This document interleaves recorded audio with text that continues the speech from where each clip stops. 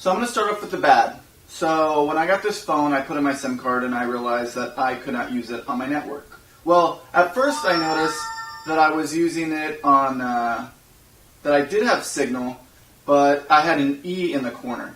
So I looked it up and how to change that. Maybe there was something else I needed to put in.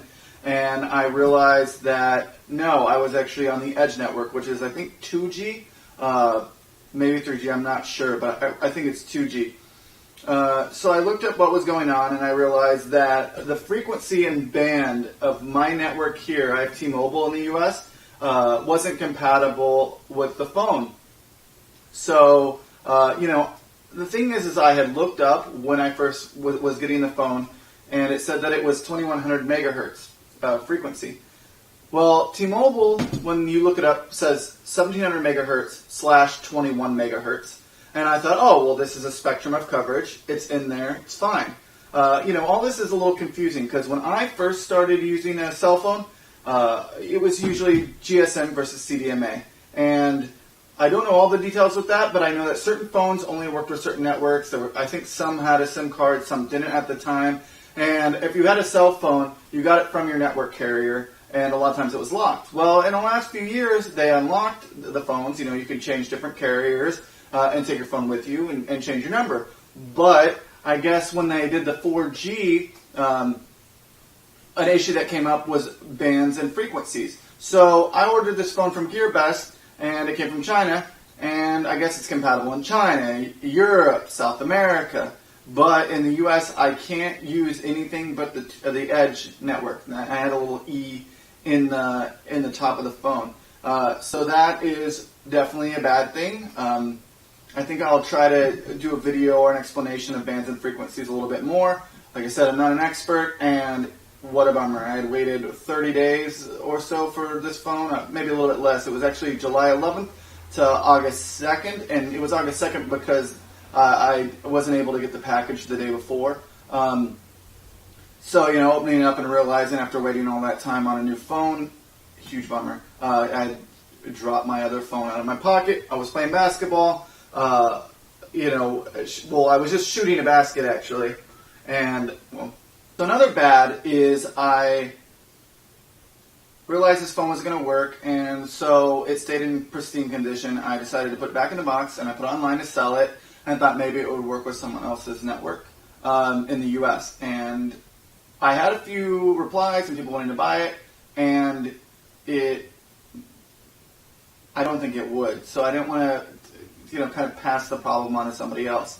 That being said, I decided, well, look on the bright side. Now I have a $130 remote. It has this battery life and a good screen and everything else. I'll get to that. I had set up my smart lights, and I could control Google Assistant while I'm at home. I can Instagram, and I have cameras I can use with the live view. So, I'm trying to turn lemons into lemonade. Well, when I was trying to use it as a remote, I realized that my volume button doesn't work going up. So I learned that from trying it with Spotify, because I don't usually have to adjust the volume that much in regular usage. But I was listening on my computer, and I was like, oh, turn down the music. Well, I don't know if you can see over there, it doesn't work. It works down, no problem, but it doesn't work up. So I thought, oh, well, maybe it's just the case. So I took the case off, see if it'd go. Still nothing. But it can go down, I can go down, and then I have to put it up. So the phone came defective. That is definitely a hit on it, and I'm happy I noticed it now. I don't know what I can do, considering from what I've read, since I did some research about returning the phone since I couldn't use it. People have had to pay shipping. It's very expensive.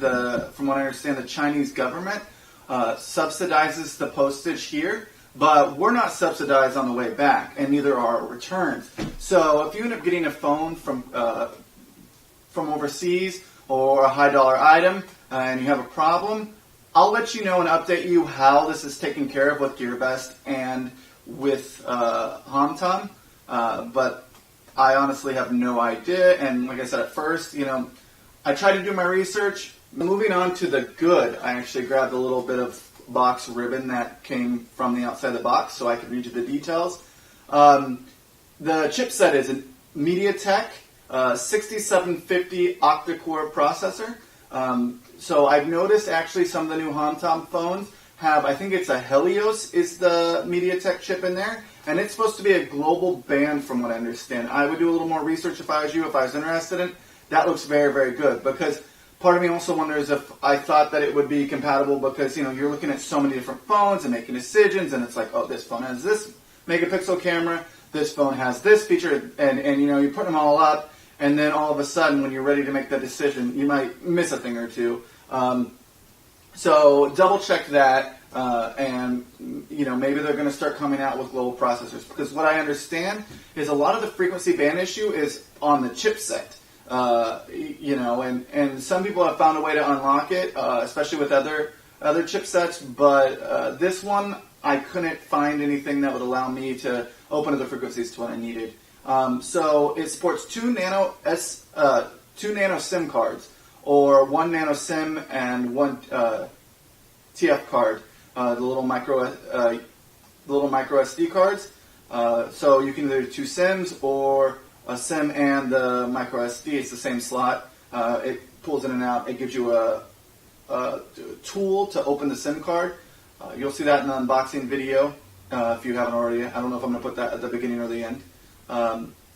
The OS is Android 8.0, not 8.1. I don't know the difference really. I don't know why. It has GPS, and it says AGPS. It actually, one of the things I noticed is it had a lot of sensors on here. I could use it with my Google Cardboard, and it was working really well. There's a compass. There's like a little, so you can do side by side, or if you're hanging a picture frame. Those apps actually also came included on the phone. I thought those were really cool. I actually got this phone because I am active.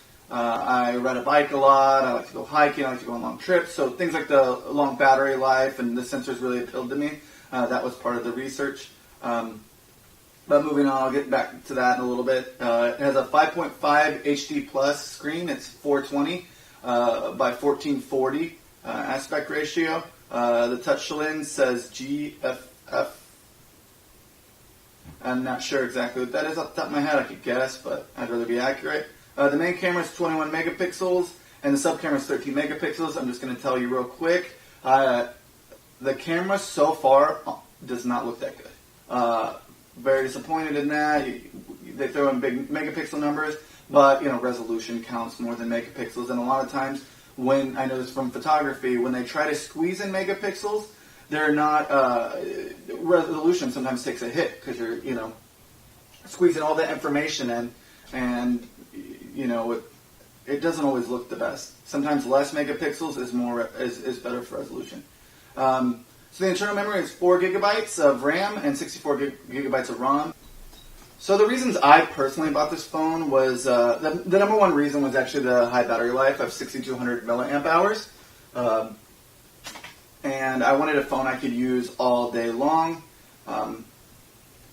You know, also, I like how it's a 18:9 screen. So the little home keys, back keys, everything completely disappears. So if you're watching a YouTube video or browsing, they can actually go away, and you can swipe them back up or whatever else. And I thought that was a great plus.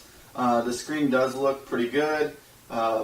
You know, a nice big screen. So the ugly, in my opinion, so far, is the camera. 21 megapixels on the back, 13 in the front.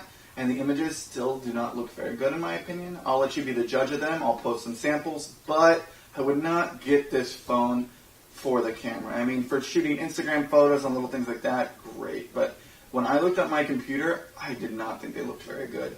So I'll let you be the judge of how you feel about the quality. It wasn't really working for me. Not a huge deal because I don't usually buy, especially a cheaper phone.